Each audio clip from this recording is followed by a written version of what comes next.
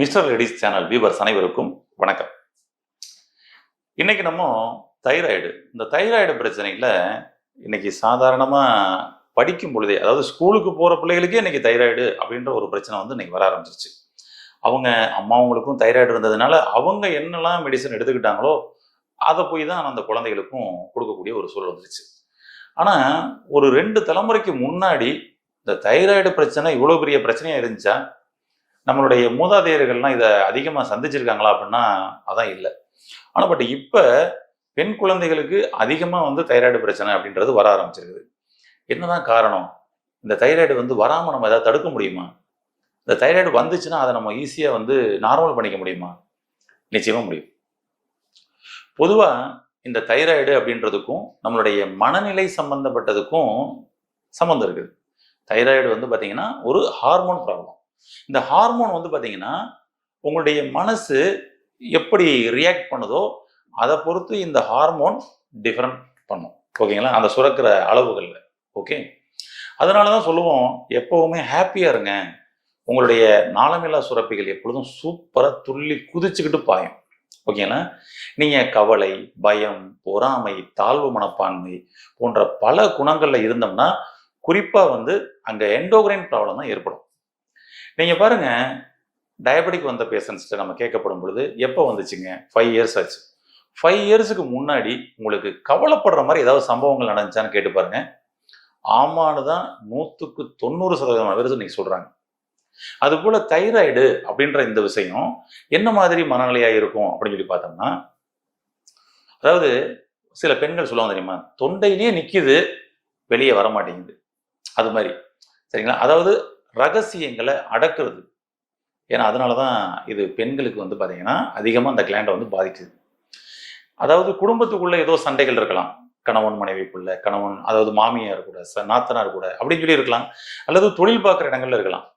இவங்க என்னன்னா, நான் வெளியில சொல்லிட்டேன் அப்படின்னா அது ஒரு பெரிய டிஸ்டர்பன்ஸ் ஆயிரும், ஒரு ஆபத்தாயிரும், சண்டை போட்டுருவாங்க அப்படின்னு சொல்லிட்டு நான் அதனால உள்ளுக்குள்ளேயே வச்சுக்கிறேன் அப்படின்னு சொல்லி தொண்டைக்குள்ளேயே சில ரகசியங்களை விஷயங்களை மறைக்கிறாங்க. அப்படின்னா அது தைராய்டு ஹார்மோனை நமக்கு டிஸ்டர்பன்ஸ் பண்ணுவதற்கு அதிகப்படியான வாய்ப்பு இருக்குது. இன்னைக்கு நிறைய பேருக்கு அது நடந்திருக்குது. நீங்களே வந்தவங்க சில பேர் இந்த வீடியோவை பார்த்துக்கிட்டு இருப்பீங்க. யோசிச்சு பாருங்க, எப்போ வந்துச்சு? அந்த சமயம் ஏதோ சில விஷயங்களை இங்கே வச்சு மறைச்சிருப்பீங்க. பொறாமை அப்படின்ற ஒரு குணம் சொல்லுவோம். இந்த பொறாமை குணம் இருக்கப்படும் பொழுதும் இந்த கிளாண்ட் பாதிக்கப்படுது அப்படின்றத இன்னைக்கு ரிசர்ச் பண்ணிக்கிறாங்க. நம்முடைய முன்னோர்களே அன்னைக்கு ரிசர்ச் பண்ணி சொன்ன விஷயம்தான் இன்னைக்கு அதை சொல்றாங்க. அவ்வளவுதான். என்னன்னா, பக்கத்து வீட்டுக்காரன் கார் வாங்கிட்டாங்க, அவங்களுக்கெல்லாம் பாரு அப்படின்னு சொல்லி சில பேர் கல்யாணம் முடிச்சு 2 குழந்தை பிறந்ததுக்கு அப்புறம் கூட என்னை பார்த்தீங்கன்னா மானாமதுரையில் கேட்டாங்க, மயிலாப்பூரில் கேட்டாங்க. அந்த சம்பந்தத்தை பண்ணியிருந்தோம்னா இன்னைக்கு அவங்க பார்த்தீங்கன்னா எப்படி இருக்காங்க தெரியுமா? அது மாதிரி நான் அங்கே இருந்தால் இப்படி வந்திருப்பேன், இப்படி வாழ்ந்திருப்பேன். இது கூட அந்த பொறாமை இதுதான். புரிஞ்சுங்களா? இது மாதிரி சின்ன சின்ன விஷயங்கள் நமக்குள்ள நம்மளுடைய குணாதிசயங்கள் பார்த்தீங்கன்னா நம்மளுடைய ஹார்மோனை தடை பண்ணுது. இந்த தைராய்டில் சுரக்கக்கூடிய தைராக்சின் அப்படின்ற ஹார்மோனோட பற்றாக்குறை ஏற்படுது பார்த்தீங்கன்னா, அப்போ நம்ம வெளியிலிருந்து ஒரு தைராக்சின் அப்படின்னு சொல்லிட்டு எக்ஸ்டர்னலாக ஒரு மெடிசன்ஸ் எடுத்து நம்ம பேலன்ஸ் பண்ணலாம், தப்பு இல்லை. ஆனால் நம்ம என்ன பண்ணிக்கிட்டு இருக்கோம் தெரியுங்களா? அந்த தைராய்டு ரிப்போர்ட் நீங்கள் பாருங்க, வாங்கி பார்த்தீங்கன்னா அதில் T3, T4, TSH அப்படின்னு சொல்லிட்டு நமக்கு வரும். இதில் பார்த்தீங்கன்னா சில பேர் இல்லை, அதிகபட்சமாக கிட்டத்தட்ட ஒரு 80லேருந்து 85% பேருக்கு நீங்கள் பார்க்கும் பொழுது T3லேயோ T4லேயோ பிரச்சனை இருக்காது, TSHல தான் பிரச்சனை இருக்கும். இந்த T4 இருக்குல்ல, இதுதான் தைராக்சின். ஓகேங்களா? அந்த தைராக்சின் அப்படின்ற அந்த ஹார்மோன் எவ்வளோ பேலன்ஸ் இருக்குதுன்னு சொல்லி பார்க்கறது தான். சரிங்களா? TSH இருக்கு பார்த்தீங்களா, இது தைராய்டு ஸ்டிமுலேட்டிங் ஹார்மோன், தைராய்டை தூண்டுதல் பண்ணுறதுக்கான ஹார்மோன். இந்த தைராய்டை தூண்டுதல் பண்ணுறதுக்கான ஹார்மோன் எங்கேருந்து வரணும்னா பிட்யூட்ரி கிளாண்ட்லேருந்து வரணும். இப்போ பிட்யூட்ரி கிளாண்ட்லேருந்து இந்த ஹார்மோன் வர்றதுல தடை ஏற்பட்டுச்சுன்னா, அல்லது அந்த பைப்லைன் ஃபுல்லாக ஓப்பன் ஆயிருந்துச்சுன்னா கம்மியாவோ எக்ஸஸாவோ சுரக்கும். அவ்வளோதான். அப்போ நம்ம அந்த டெஸ்ட் பண்ணி பார்க்கும் பொழுது TSHல தான் பிரச்சனை அப்படின்னா நமக்கு ப்ராப்ளம் தைராய்டில் கிடையாதுங்க, நம்மளுடைய பிட்யூட்ரி கிளாண்டில். நாம் என்ன பண்ணிக்கிறோம் அப்படின்னோம்னா அதுக்கும் தைராக்சின், தைரோனோமா அப்படின்ற மெடிசன்ஸ் தான் நம்ம சாப்பிடக்கூடிய ஒரு சூழல் வந்துருக்கோம். அடிப்படையாக புரிஞ்சுக்கணும். உங்களுடைய பிட்யூட்டரி கிளாண்டை சரி பண்ணி ஆகணும். பிட்யூட்டரி கிளாண்ட்ல இருந்து சுரக்கக்கூடிய ஸ்டிமுலேட்டிங் ஹார்மோனை சரி பண்ணி ஆகணும். அப்பதான் உங்க தைராய்டு பேலன்ஸ் ஆகும், சரியாகும். அதனால நம்ம தவறுதெல்லாம் நமக்கு தைராக்சின் தான் பற்றாக்குறை அப்படின்னு சொல்லிட்டு நம்ம அந்த சமயம் மெடிசன் எடுத்துக்கிறோம் பார்த்தீங்கன்னா, அதுதான் அதுக்கப்புறம் தைராய்டுன்ற பிரச்சனையே வர ஆரம்பிக்குது. நான் ஏற்கனவே நம்மளுடைய பதிவுகளில் நிறைய பதிவுகளை சொல்லிட்டே இருக்கிறேன். அதாவது உங்களுடைய குழந்தைக்கு ஹோம்ஒர்க்கை நீங்க பண்ணி கொடுத்தீங்கன்னா ஒரு கட்டத்துல குழந்தை ஹோம்ஒர்க்கே பண்ணாது, பண்ணிருமான்னு தூக்கி கொடுத்துரும், அவ்வளவுதான் விஷயம். உங்களுடைய எண்டோகிரைன் கிளாண்டு சுரக்கிறதுல கம்மியா சுரக்குதுன்னு நீங்க வெளியிலிருந்து நீங்க கொடுக்க ஆரம்பிச்சீங்கன்னா அது ஹார்மோனை சுத்தமா சுரக்காது. அந்த கண்டிஷன் தான் போயிடுச்சு. அப்ப சாதாரணமா தைராய்டுக்கு 0.5 mg 0.5 mg மெடிசன்ல ஆரம்பிச்ச நபர்கள் 5 வருஷம் 10 வருஷம் 15 வருஷம் அப்படின்னு சொல்லிட்டு அந்த சொத்தோட லேண்டோட வேல்யூ ஏறுற மாதிரி கடைசியில 100 mg எடுத்துக்கிட்டு இருக்கேன், 150 mg எடுத்துக்கிட்டு இருக்கிறேன் அப்படின்ற மாதிரி ஒரு சூழலுக்கு போயிருக்குது. விஷயம் அதுதான். ஏன்னா போக போக வருஷம் ஆக ஆக பையன் சுத்தமாக ஹோம்ஒர்க்கை செய்யவே மாட்டான். அது மாதிரி இந்த ஹார்மோன் சுரக்கிறத அது அப்படியே கொஞ்சம் கொஞ்சமாக குறைச்சிக்கிட்டு தடைபட்டுருதுங்க. அவ்வளோதாங்க, ரொம்ப சிம்பிள். அதனால ஆரம்ப கட்டத்திலேயே கூட நம்ம அதை சரி பண்ணிக்கக்கூடிய முயற்சியில் நம்ம ஈடுபடணும். அப்போ இதை எப்படிங்க சரி பண்ணலாம்? உங்களுடைய பிட்யூட்டரி கிளாண்டை தான் நீங்கள் ஸ்டிமுலேட் பண்ணணும், பிட்யூட்டரி கிளாண்டை தான் ஆக்டிவேட் பண்ணணும். ஆமாம், பிட்யூட்டரி கிளாண்டை நார்மலாக ஆக்டிவேட் பண்ணுறதுக்கு வேற ஒன்றுமே இல்லைங்க. அது பார்த்தீங்கன்னா இந்த நம்மளுடைய பல்லு மெல்றோம் பார்த்தீங்களா, மெல்லும் பொழுது தான் இங்கே ஸ்டிமுலேட் ஆகும். அதை தான் சொல்லியிருந்தாங்க, நல்லா மென்று சாப்பிடு. நீங்கள் மென்று சாப்பிடும் பொழுது இங்கே ஸ்டிமுலேட் ஆகுங்க. ஃபர்ஸ்ட் விஷயம் பிட்யூட்டரி கிளாண்டை ஸ்டிமுலேட் பண்ணுறதுக்கு அதுதான். நல்லா மென்று சாப்பிட்டீங்கன்னா, நல்லா மென்று சாப்பிட்ற மாதிரி உணவை சாப்பிட்டீங்கன்னா, இன்றைக்கி தான் நம்ம எல்லாமே அப்படியே அல்வா மாதிரி உள்ளே போகணும்னு எல்லாம் சாஃப்ட் ஆகிட்டோம் உணவு எல்லாமே. அப்போ மென்று சாப்பிடும் பொழுது உங்களுடைய பிட்யூட்டரி கிளாண்டு ஃபர்ஸ்ட் ஆக்டிவேட் ஆகும், எல்லா எண்டோகிரைன் பிரச்சனையும் வராது. ஒன்று. அடுத்த விஷயம், எப்பயும் என்ன நடந்தாலும் எந்த விஷயமானாலும் நம்ம என்ன பண்ணணும்? ஹாப்பியாக இருக்கணும், அவ்வளோதான். ஏன்னா ஹாப்பியாக இருந்தால் தான் அந்த விஷயங்களை நம்ம ஸ்பேஸ் பண்ண முடியும். எந்த ஒரு கெட்ட குணாதிசயங்கள் நம்ம கிட்ட வர்ற மாதிரி தெரியுதுன்னு வச்சுக்கங்களேன், அதாவது கவலை, பயம், கோபம், பொறாமை, தாழ்வு மனப்பான்மை வச்சுக்கங்களேன், ஒரு 5 நிமிஷம் கேப் கொடுங்க அதுக்கு, அவ்வளோதான். உங்களுக்கு கோபம் வருதா, ஆப்போசிட் பர்சன்ஸ் உங்களை கோபம் ஊட்டிட்டாங்களா, ஒரு 5 நிமிஷம் ரிலாக்ஸாக அமைதியாக உட்காந்துருங்க. அதுக்கான சரியான புரிதல் கிடைச்சிடும். அப்போ என்ன ஆயிடுவீங்க அப்படின்னா, ஆகா நம்மளை கோபம் ஊட்டி நம்ம ஹார்மோன் பிரச்சனையை ஆக்கி நம்மளை நோயாளியாக மாத்துறதுக்காக அவன் பண்ணிக்கிட்டு இருக்கான்னு புரிஞ்சிடும், அவ்வளோதான். ஒரு வடிவேலு படத்தில் வரும் பாருங்க, ஆம்புலன்ஸை வச்சுக்கிட்டு வா வா வான்னு கூடுவான் இல்லையா? ஆமாம், வைவான், திட்டுவான், டே என்னடா அப்படின்மா, ஏன்னா பெசாம இரு, நான் பேசாமல் இருக்கேன்ல பெசாம இரு அப்படின்மா. என்னடா கொஞ்சம் கூட உனக்கு வெக்கம் இல்லையா, மானம் இல்லையா, இப்படி வைறேன் திட்டுறேன் அப்படின்னு சொல்லிட்டு வடிவேலு அதில் போய் மாட்டிக்கிற பாருங்க. போயிட்டு வந்த பிறகு தான் சொல்லுவார், கிட்னியை காட்டிட்டாங்க. அப்போதான் நான் தான் பேசாமல் இருந்தேன்ல, பேசாமல் நீ இருக்க வேண்டியதானே, ஏற்கனவே இங்கே கழட்டிட்டாங்க அப்படின்னு சொல்லி சொல்லுவோம். அது மாதிரி கோபம் என்ற உணர்வு உங்களுக்கு அடுத்தவங்க மூலமாக உங்களுக்கு தூண்டப்படுது அப்படின்னா ஒரு நிமிஷம் யோசிங்க. ஏன்னா உங்கள் ஹார்மோன் பிரச்சனையாகி நீங்கள் அதுக்கப்புறம் நோய்க்கு நீங்கள் லைஃப் டைம் மருந்து சாப்பிட்ற மாதிரி வந்துடும், அவ்வளோதான்.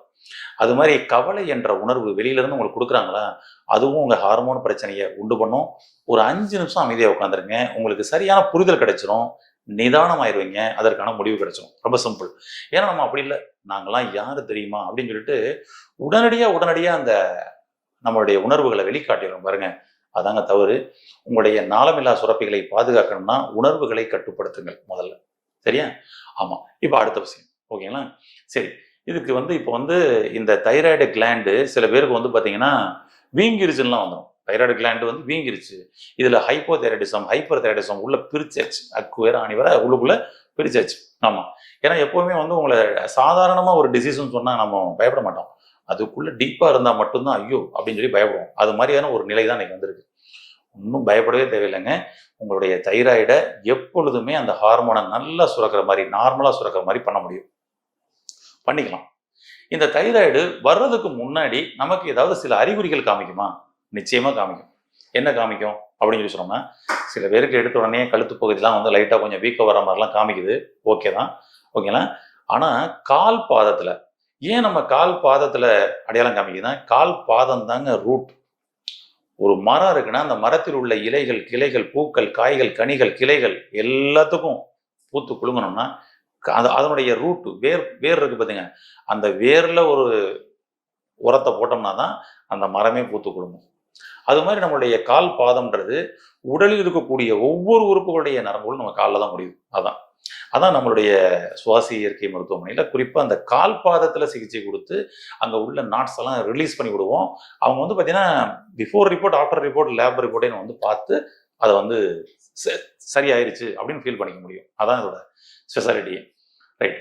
இப்போ இந்த தைராய்டு கிளாண்ட்ல பிரச்சனை ஏற்பட்டால் நம்முடைய கால் பாதத்தில் எப்படி அடையாளம் தெரியும் உங்களுக்கு சொல்கிறேன் பாருங்க. நம்முடைய காலில் இப்படி 5 விரல் இருக்கு பார்த்தீங்கன்னா, இதில் கட்டை விரல் பக்கம் இப்படி ஒரு கரு ஷேப் வந்திருக்கும் தெரியுமா? இந்த கரு ஷேப் வரும்.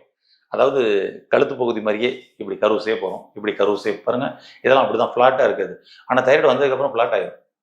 அது மாதிரி தாங்க. இந்த கரு ஷேப் உங்களுக்கு இருக்குதுன்னா நீங்கள் நார்மலாக இருக்கீங்கன்னு அர்த்தம். இந்த கரு ஷேப் இல்லாமல் அப்படியே ஃப்ளாட்டாக மாறிக்கிட்டே வருது கொஞ்சம் கொஞ்சமாக அப்படின்னா நீங்கள் சுதாரிக்கணும். ஃப்ளாட் ஆயிடுச்சு, உங்களுக்கு தைராய்டு வந்துருச்சு அப்படின்றது அர்த்தங்க. அதனால் உங்களுடைய கால் கட்டை விரல் மூலமாகவே நீங்கள் தெரிஞ்சுக்க முடியும். நீங்கள் அட்டென்ஷனில் காலை 2 ஒட்ட வைங்க, கட்டவரல் 2 ஒட்ட வைங்க. கட்டை விரலுக்கு நடுவில் 2 கட்டை விரலுக்கும் நடுவில் இந்த மாதிரி கேப் இருக்கணும். நான் கையில் காமிக்கிறேன், இதே தான் கால் பாதத்துக்கு. அப்படி இருந்துச்சுன்னா நீங்கள் நல்லா இருக்கீங்க, இந்த ஹார்மோன் கரெக்டாக சுரந்துக்கிட்டுன்னு அர்த்தம். அப்படி இல்லை கேப்பே தெரியலங்க அப்படின்னு சொன்னால் ஃபுல்லாக ஃப்ளாட்டாக ஆயிடுச்சுங்க, கேப்பே தெரிலங்க, ஒரு கோடு தாங்க அப்படியே ஒட்டியிருக்கு அப்படின்னா தைராய்டு நமக்கு இருக்குதுன்னு அர்த்தம் அல்லது வரப்போகுதுன்னு அர்த்தம். அதை நீங்கள் அலர்ட் ஆகிக்கீங்க. இந்த தைராய்டு ஹார்மோன் உங்களுடைய செரிமானத்துக்கு பயன்படுது. உங்களுடைய ஓவரிஸில் சினை முட்டை உற்பத்தி ஆகிறதுக்கு ஃபாலிகுல் ஸ்டிமுலேட்டிங் ஹார்மோனும் தைராக்சின் ஹார்மோனும் சேர்ந்து தான் உற்பத்தி பண்ணும். உங்களுடைய மெட்டாபாலிசத்துக்கு பயன்படுது, உங்களுடைய முடிக்கு பயன்படுது, உங்களுடைய போனுக்கு பயன்படுது, இப்படி பல விஷயங்களுக்கு பயன்படுது. இதை நம்ம பாதுகாக்கணுமா இல்லையா? அப்போ தைராய்டு வந்தாலும் சரி, தைராய்டு வரப்போகுது அப்படின்னு சொல்லி தெரிஞ்சாலும் சரி, நான் சொல்ற மாதிரி ஒரே ஒரு டீ சாப்பிடுங்க, அற்புதமா இருக்குங்க. தைராய்டு வராமல் தடுக்கப்படும். என்ன பண்ணுங்க இந்த டீ? என்ன பண்ணும்? ரொம்ப சிம்பிள். தனியா அப்படின்னு சொல்லி நீங்க கேள்விப்பட்டிருப்பீங்க, சரிங்களா? ஆமா. இந்த தனியா நீங்க என்ன பண்ணணும்னா நைட்டே வந்து பாத்தீங்கன்னா கொஞ்சம் ஊற போட்டுருங்க, ஓகேங்களா? ஆமா. அதாவது உங்களுக்கு டீ வைக்கிற மாதிரி வந்து ஒரு 150 ml தண்ணியில, ஓகேங்களா, இந்த தனியாவை அதாவது பார்த்தீங்கன்னா வந்துட்டு ஒரு 2 ஸ்பூன் எடுத்து போடுங்க. போட்டு நல்லா அப்படியே வந்து பார்த்தீங்கன்னா அதை வந்து ஊற வச்சிருங்க, ஓகேங்களா? ஆமாம். ஊற வச்சுட்டு மறுநாள் காலையில் நம்ம அதை என்ன பண்ணணும் அப்படின்னு சொல்லி சொன்னோம்னா, ஆமாம், இந்த ஊற வச்ச இந்த மல்லியை அப்படியே சுட வைக்கணுங்க. அவ்வளோதான். சுட வச்சோம் அப்படின்னு சொல்லி சொன்னோம்னா அதோட எசன்ஸ் நல்லா இன்னும் இறங்கும். ஏற்கனவே ஊறினதுக்கு அதுக்கும் நல்லா நிற்கும். லைட்டாக சுட வச்சாலே சல்லுன்னு இறங்கும். அவ்வளோதாங்க. அப்படியே சுட வைங்க, இறக்குங்க. இது கூட கொஞ்சோண்டு தேன் கலந்துக்கலாங்க. ஆமாம், டைரெக்டாகவே குடிக்கலாம், ரொம்ப அருமையாக இருக்கும். கொஞ்சம் ஒரு 1/2 ஸ்பூன் தேன் கலந்துக்குங்க. இதை காலையில் எம்டி ஸ்டொமக்கில் சாப்பிடுவாங்க. தொடர்ந்து இந்த தனியா டீ, ஓகேங்களா, மல்லி டீ, ஆமாம், சாப்பிடுவாங்க. வேற எதுவுமே இதில் ஆட் பண்ணக்கூடாது. பால், டிக்காசம் எதுவுமே ஆட் பண்ணக்கூடாதுங்க. ஒயிட் சுகர் சேர்க்கவே கூடாதுங்க. வெறும் தனியாவை சுடுதண்ணியில் அப்படியே காய்ச்சி அப்படியே குடிக்க போறீங்க, அவ்வளோதான். காலையில் எம்டி ஸ்டொமக்கில் சாப்பிடுவாங்க. ஒரு 48 நாள், ஒரு மண்டலம் சாப்பிட்டு பாருங்களேன். ஃபர்ஸ்ட் 15 டேஸ்லேயே மாற்றம் தெரியும். தைராய்டு ஹார்மோன்னால வந்த பல கிளை பிரச்சனைகள் சரியாகும். உங்கள் ஃபேஸ் கருத்து இருக்கும், ஸ்கின்னு கருத்து இருக்கும், இதெல்லாம் மாற்றம் வரும். அங்கங்கே சின்ன சின்ன கருப்பு பருவ மாதிரிலாம் வந்திருக்கும், கழுத்துக்கிட்டலாம் பருவ மாதிரி வந்திருக்கும். இதுலலாம் மாற்றம் வரும். உள்ள அப்போனா இந்த ஹார்மோன் சரியாகிட்டுன்னு அர்த்தம், ஓகேங்களா? தைராய்டு வந்திருந்தாலும் சரி, வரப்போகுதுனாலும் சரி, இந்த ஒரு டீயை மட்டும் தொடர்ந்து ஒரு 48 நாள் எடுத்து பாருங்க, என்ன மாற்றம் நடக்குதுன்னு சொல்லிட்டு. இது மாதிரி இயற்கையான நிறைய விஷயங்களை நம்மளுடைய முன்னோர்கள் சொல்லியிருக்கிறாங்க. இது மாதிரி விஷயங்களை நம்ம கடைபிடித்து ஆரோக்கியம் அடையலாம். அதற்கு உங்களுக்கு வரக்கூடிய ஒவ்வொரு சின்ன சின்ன பிரச்சனைகளுக்கும், பெரிய கிரானிக்காக இருக்கக்கூடிய பிரச்சனைகளுக்கும் உங்களுக்கு பக்கத்தில் இருக்கக்கூடிய இயற்கை மருத்துவமனைகளை நாடுங்க. அங்கே உள்ள இயற்கை மருத்துவர்கள்ட்ட ஆலோசனை கேளுங்க. அதன்படி சரியா நீங்க வந்து கடைபிடிச்சு ஆரோக்கியம் அடையுங்கள். வாழ்த்துக்கள். நன்றி, வணக்கம்.